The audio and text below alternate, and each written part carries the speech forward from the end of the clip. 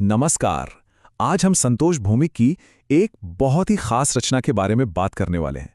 खास इसलिए क्योंकि ये भविष्य के लिए लिखी गई है। सोचिए, एक प्रेम कहानी, लेकिन उस इंसान के लिए जो अभी तक मिला भी नहीं है। ये असल में शब्दों में बांधा हुआ एक वादा है जो बस उस पल का इंतजार कर रहा है जब ये हकीकत बन जाएगा। लेखक की शुरुआत ही इन शब्दों से होती है और ये हमें सीधे कहानी के दिल में ले जाता है। ये कितना गहरा विचार है ना, कि कुछ कहानियां खत्म होने के लिए नहीं बल्कि किसी के आने का इंतजार करने के लिए लिखी जाती हैं, और उस इंसान का आना ही कहानी की असली शुरुआत होती है। तो यहाँ सबसे दिलचस्प बात पता है क्या है? ये किसी और की कहानी नहीं है, ये लेखक के अपने दिल की कहानी है। एक ऐसी कहानी जिसे उन्होंने हकीकत बनने से पहले ही लिख दिया है। ये कुछ ऐसा है जैसे अपने आने वाले प्यार के लिए पहले से ही एक नक्शा तैयार कर लेना। तो चलिए, पहले भाग में इसी बात को थोड़ा और समझते हैं। एक कहानी, एक वादा, ये कैसे एक लेखक की सिर्फ कल्पना नहीं बल्कि एक बहुत ही गहरी प्रतिज्ञा भी है। संतोष भौमिक खुद बताते हैं कि उनकी अभी शादी नहीं हुई है, लेकिन उनका इरादा एकदम साफ है। वो अपनी जिंदगी को ठीक उसी तरह जीना चाहते हैं कि ये लिखी हुई कहानी एक दिन उनकी सच्ची कहानी बन जाए। मतलब अपनी कल्पना को हकीकत में बदलने का इससे बड़ा कमिटमेंट और क्या हो सकता है। अब कहानी में एक बहुत ही इंटरेस्टिंग मोड़ आता है।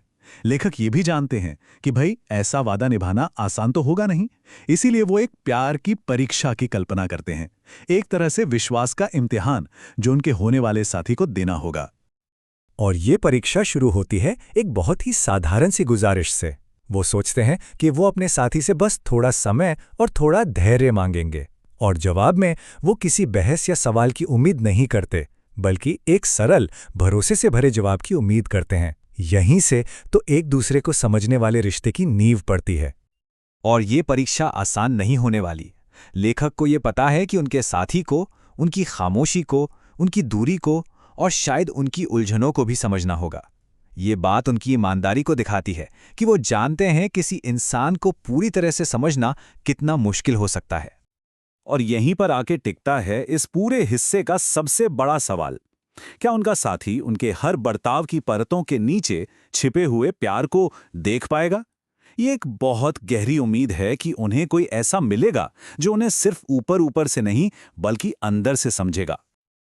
अच्छा, अगर वो साथी इस मुश्किल परीक्षा में पास हो जाता है तो फिर आता है कहानी का सबसे जादुई हिस्सा, किताब का राज, वो सीक्रेट जो इतने समय से छिपा हुआ था। देखिए, ये इनाम ऐसे ही नहीं मिलता। इसका एक पूरा क्रम है जो बहुत मायने रखता है। पहला कदम, वो साथी धैर्य के साथ लेखक की खामोशी और दूरी को सहता है। दूसरा कदम, वो इस बर्ताव के पीछे छिपे प्यार को पहचान लेता है।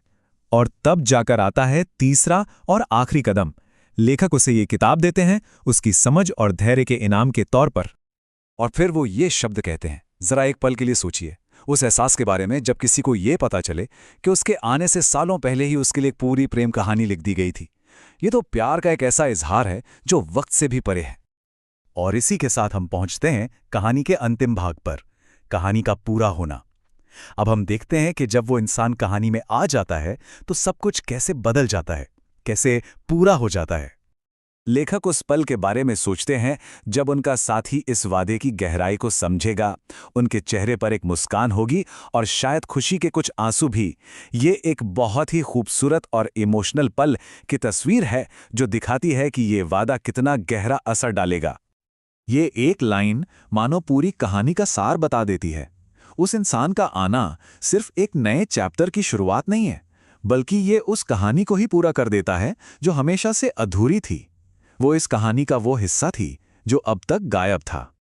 तो अब जाकर हमें इस कहानी के शीर्षक का असली मतलब समझ आता है। ठंडी रात और गर्म एहसास सिर्फ शब्द नहीं है, ये उस इंसान का वादा है जो प्यार को सिर्फ कागज पर नहीं बल्कि अपनी जिंदगी में लिखना चाहता है, उसे जीना चाहता है।